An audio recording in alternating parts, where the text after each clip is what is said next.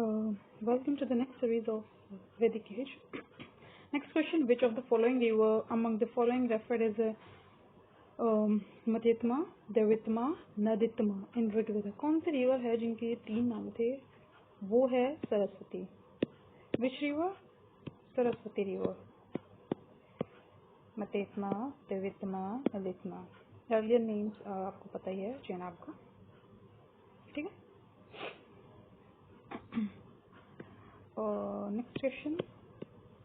Question number 58. In ancient period, chief livelihood source of the Aryan was क्या था? Agriculture. ये एक rural economy थी. It was not an urban economy like the Indus Valley civilization. ठीक है ना? So Aryan Vedic period. So these were the agricultural economy, rural economy. ठीक है ना? Urban नहीं था. So they were the source of their income, livelihood was agriculture, hunting for their livelihood. The word yava mentioned in the Rig Veda is used for which agricultural product? कौन से agricultural product के लिए जो word yava है वो use होता है? Word yava used for which agricultural product? Barley. For barley, the word yava used for agricultural project.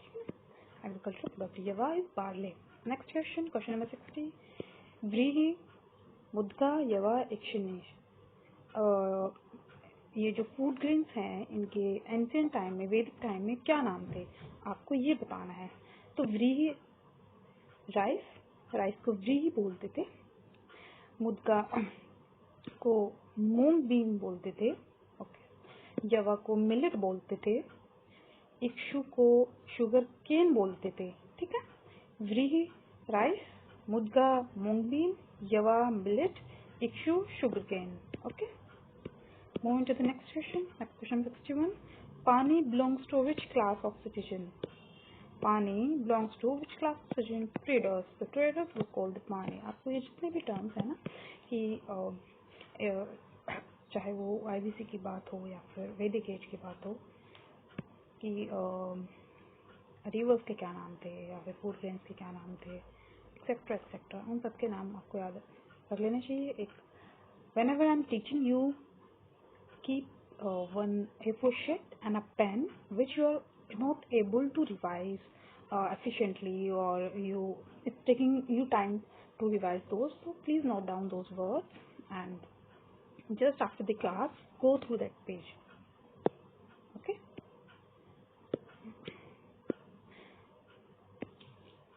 Now question number 62. The system of governance prevalent in the Vedic era was autocratic, republic, democratic, या फिर monarchy. Actually it was a monarchy. Monarchy was prevalent in ancient time. So the system of governance in the Vedic era was a monarchy. Monarchy system was democracy तो अभी आई है democracy. So autocratic तो आप China का हाल देख ही सकते हैं. So monarchy was prevalent in ancient and medieval times. Most popular parent system governance during the Vedic era was descendant monarchy. Although some examples of election by the people also found, but the general interest of public was towards the monarchy. Okay. Next, Sabha in the Vedic era. Sabha in the Vedic era, ये council of minister हुआ करती थी. Sabha was a council of minister. During the Vedic era, the two institutional names Sabha and Samiti. We have found two names very common, Sabha and Samiti, mentioned in the Vedic age. Sabha was assembly and of elite ones, while the Samiti was assembly of common people. So Sabha for the elite one, Samiti for common people. Samiti for common people. Okay. Next question. Question number 64. In which of the Vedas Sabha and Samiti are called as two daughters of Prajapati?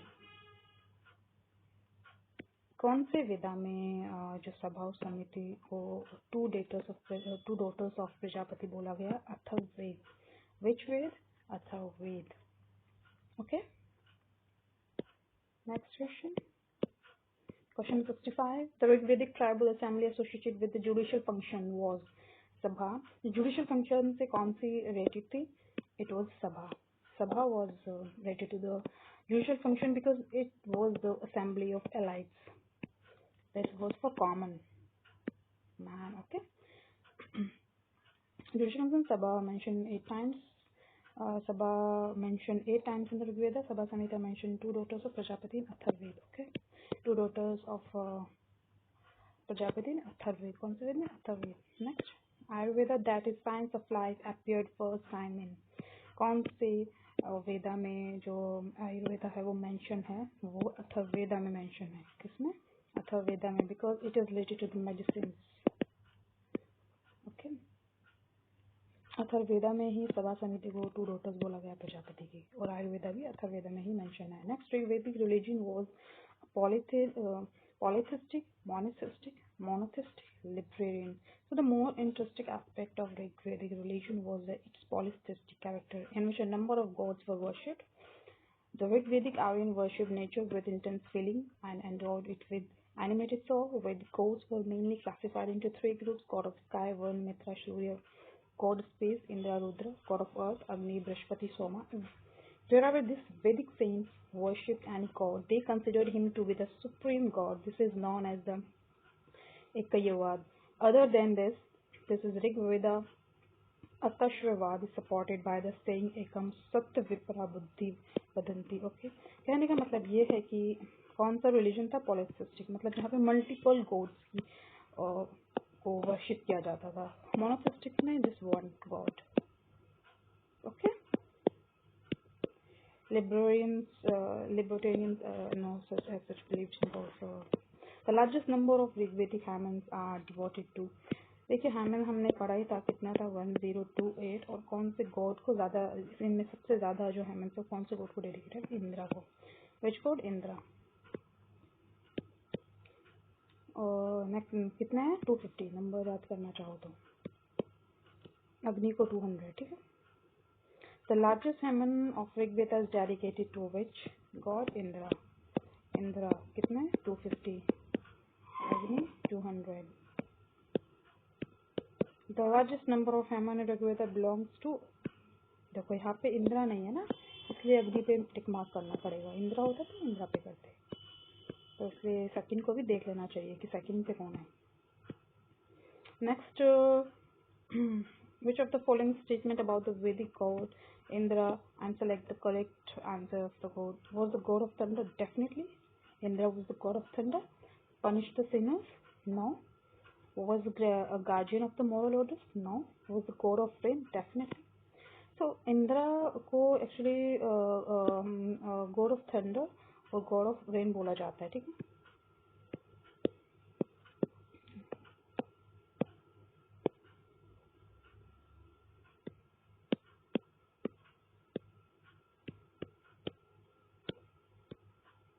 Option number D. Next, question number 74. Which among the following was the most popular god of the early Vedic Aryans? Indra was the most popular god of Aryans. Which of the following god was considered as a war god in the Vedic literature? Indra was considered as a war god in the Vedic literature. Next, question number. He was also most popular god. Indra. Most popular Indra, god of thunder, god of rain, and also the war god. ठीक है. Next, 800 BC to 600 BC is related to which era? कौन से era से related है? It is related to the Brahmin era. ये later Vedic period की बात हो रही है यहाँ पे. ठीक है ना. 1000 BC to 600 BC तक later Vedic period रहा. उस later Vedic period में ब्राह्मण एरा कौन सा रहा? उसमें ब्राह्मण एरा रहा है 800 से 600 BC तक. कौन? Okay. Next question, Gayatri Mantra is found in which book? Rigveda में. वेरी इंपॉर्टेंट, बहुत ही मतलब इंपॉर्टेंट से very important question. Sorry, I thought. Rigveda. Gayatri mantra is mentioned in Rig Veda. The Gayatri mantra was first written in Sanskrit in Rig Veda by Brahmrishi Vishwamitra. Who wrote this Gayatri mantra Rig Veda? Brahmrishi Vishwamitra wrote the Gayatri mantra. Next, question number 78. The mantra famous with the name of Gayatri mantra found in which of the following scripts? It is mentioned in Rig Veda. So the mantra famous with the name of Gayatri मंत्र found in विच, अभी मैंने बताया गायत्री मंत्र हमें ऋग्वेद में मिलता है। और हु रोट दिस, विश्वामित्र, आप याद कर लीजिए लास्ट का, ठीक है, विश्वामित्र। गायत्री मंत्र अगेन हु रोट दिस, देखो क्वेश्चन थोड़ा सा देख लेना चाहिए, इधर उधर पूछ लेते हैं। Who wrote this, Vishwamitra.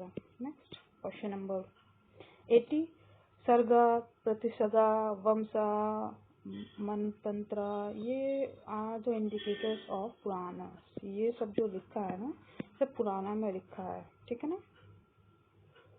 थोड़ा वर्डिंग्स है, एक दो बार सुन लीजिए, लिख लीजिए, तो याद हो जाएगी। द नंबर ऑफ पुराण, कितने पुराण हैं? एक्चुअली 18 पुराण है। कितने पुराण है? 18 पुराण है। मत्स्य पुराण, शिव पुराण, ये रहे मत्स्य पुराण, मार्कंडेय पुराण, भागवत पुराण, भविष्य पुराण, ब्रह्मंड पुराण, ब्रह्म पुराण हो गया, वराह पुराण, विष्णु पुराण, अग्नि पुराण, लिंग पुराण, गरुड़ पुराण, स्कंद पुराण, कूर्मा पुराण, ये सब 18 पुराण हैं इन टोटल मिला के। With reference to Purana, which one of the following statement is correct? Information about the Mauryan dynasty is found in the Vishnu Purana. So the information about the Mauryan dynasty is found in Vishnu Puran में हमें Mauryan dynasty के बारे में पता चलता है, और वायु पुराण से हमें गुप्ता के बारे में पता चलता है। किसके बारे में? गुप्ता के बारे में। ये मैं आपको इम्पोर्टेंट लिख के दूंगी, ठीक है। विष्णु पुराण से मौर्यंस के बारे में, वायु पुराण से गुप्ता के बारे में। Okay, next question number 83, in which language was the Shrimad Bhagavad Gita originally written? Shrimad Bhagavad Gita is written in Sanskrit language. Which language? Sanskrit language. Shrimad Bhagavad, it was later on converted to different languages, Hindi, English.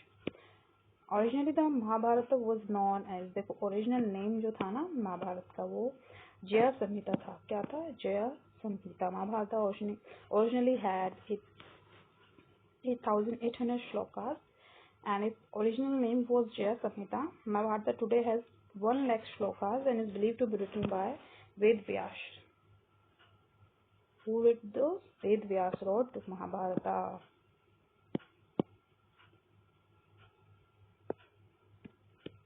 Question number 85. The Shatasaharsi Samhita is nickname of which? देखिए महाभारत का ये नाम भी है, जय संहिता के अलावा ये नाम भी है, ठीक है। कौन सी संहिता? शतासहर्षि संहिता।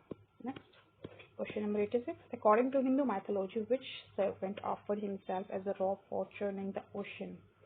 वासुकी। वासुकी जो स्नेक था, जिसको हमने ओशन में ऐसे घुमाया था पकड़ के, देवताओं ने, ठीक है ना, एक तरफ राक्षस गण थे, एक तरफ देवता गण थे, तो वो उस जो स्नेक का नाम था, स्नेक श्रब जिसको बोल सकते हैं, उसका नाम था Vasuki. So the churning of the, okay, Vasuki. In which phase the concept of untouchability was put clearly? Dharmasastra phase. Which phase? Dharmasastra phase. तो सब पढ़ लेते हैं। The concept of untouchability assumed definite shape in the early Christian era, which was the period known as the era of Dharmashastra in ancient Indian history. During this period, Brahmanic religion was on the ascendant, religious scripts were being written, and social customs of different type were practiced strictly, and untouchability was one of them. The concept of untouchability was put clearly in Dharmasastra phase. Which phase? Dharmasastra phase. Question number 88. From which Upanishad the word Satyamev Jayate has been taken? So the word Satyamev has been taken from Mundaka Upanishad. Word Satyamev has been taken from Gayatri मंत्र ऋग्वेदा में है, सत्यमेव जयते हमने मुंडक उपनिषद में लिया है, ठीक है। Question number 89, from where the word Satyameva Jayate taken? अभी मैंने बताया Mundaka Upanishad, Satyameva Jayate from Mundaka Upanishad. Okay, next question number 90, Satyameva Jayate which belong in grave? Same question, Mundaka Upanishad. Statement, the statement Tamaso Ma ज्योतिर्गमय कहाँ पे है? मेंशन है, ये उपनिषद में मेंशन है। अभी यहाँ पे उपनिषद दिया है, कौन से उपनिषद में मेंशन है ये? बृहदारण्यका उपनिषद। कौन से में? बृहदारण्यका उपनिषद में मेंशन है, ठीक है। Question number 92, the literal meaning of which Upanishad is white horse? कौन से उपनिषद का मतलब व्हाइट हॉर्स है? है श्वेताश्वतारा उपनिषद। श्वेताश्वतारा उपनिषद का नाम है व्हाइट हॉर्स, ठीक है। Question number 93, the legend of Satyakam Jabal, which challenges the stigma of being an unmarried mother, is mentioned in Chandogya Upanishad. जो सत्यकमल जबल है legend, she was the stigma of unmarried mother, वो चंदोग्या उपनिषद में mention है। कौन सी में? चंदोग्या उपनिषद में। नेक्स्ट क्वेश्चन नंबर 94, फंडामेंटल और basic script of Rigveda was Brahmi. क्या था? Brahmi. It was Brahmi. Question number 95. In Vedic rituals, Hota is associated with Rig Veda. Hota is associated with Rig Veda. Next question number 96. There is similarity in Avesta and the Rig Veda. From which religion the Avesta is related? Iran. So according to definition given about the Iran, the Indo-Iranian group member composed the Zoroastrian scripture, the Avesta, and Hindu scripts such as Vedas called themselves Aryan. So it is clear that the Vedic period it was a region of present-day Iran where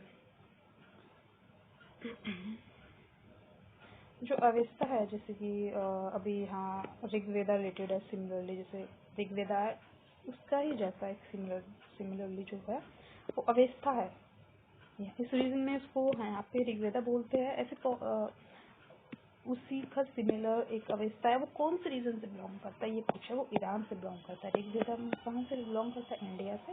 Avesta जो similar है ऋग्वेदा के, वो Iran से belong करता है। 97. Which of the following animal was considered as the Aganya during the Vedic period? Actually, cow. Cow was worshipped during this period. Okay, it was not worthy of being killed. Aganya, cow. Again, same question. Aganya, cow. Aganya is cow. Next, question 99. The name Aganya mentioned cow. Same question. Okay. Next question. In the early Rigvedic period, which was considered to be the most valuable property, तो सबसे valuable property जो ऋग्वेदिक period में माना जाता था वो काव को माना जाता था, ठीक है ना। The cattle breeding was the most important economic activity of. लोगों का जो वेल्थ है वो इस चीज से जज की जाती थी कि किसके पास कितनी काव्स है, ठीक है ना। क्वेश्चन नंबर 102, ये पूछा गया है कि सिंडस वैली सिविलाइजेशन कैसी इकोनॉमी थी? अर्बन थी, ठीक है। कैसी इकोनॉमी थी? अर्बन थी। Indus valley civilization was urban economy, मैंने अभी आपको बताया था। और जो एग्रेरियन इकोनॉमी थी वो लेटर वैदिक पीरियड, ठीक है। कौन सी थी? लेटर वैदिक पीरियड। और जो पेस्टोरल थी पहले चढ़ाव थे, ठीक है ना। मिडिवल तो लैंडलॉर्डिज्म था, सबको आपको पता ही है सब, ठीक। अभी पढ़ेंगे, पता अगर नहीं भी है तो पढ़ लेंगे। मिडिवल जब हम कवर करेंगे, यहाँ पे लैंड लॉर्ड सिस्टम था, उसी कहीं ना कहीं कंटिन्यू किया ब्रिटिशर्स ने एक अच्छे क्या कहते हैं इन मोर प्लान्ड वे, ठीक है। तो राजाओं के पास मिडिवल पीरियड में कहाँ से इतना सब कुछ आता था? लैंड रेवेन्यू से ही तो लेते थे ना सब कुछ, जितना भी वेल्थ वगैरह था लैंड रेवेन्यू। इंडस अर्बन था, ऋग्वेदिक एग्रेरियन था, लेकिन उसमें भी अगर ज़्यादा ये आपसे पूछ लिया अर्लियर या फिर अर्ली या फिर लेटर, तो लेटर वैदिक एग्रेरियन एंड अर्ली वैदिक was pastoral economy. Next question number 103, in the context of ancient Indian society, which one of the following terms does not belong to the category of other three? Kosa. In the context of ancient Indian society, Vansha, Gotra and Kula are the words associated with the family system, but the word Kosha, देखिए ये कुला हो गया, वंशा हो गया, गोत्रा हो गया, ये तीनों वर्ड फैमिली सिस्टम से रिलेटेड है। बट जो वर्ड कोशा है वो ट्रेजरी से रिलेटेड है। किस चीज से? ट्रेजरी से रिलेटेड है। Got it? Question number 104, what is the total number of संस्करण? 16. There are total of 16 sanskaran that have been described. 3 are performed before birth, 12 during life, and 1 after 12. ठीक है ना? Next, the teacher who taught Ved Vedanta for livelihood was Upadhyay.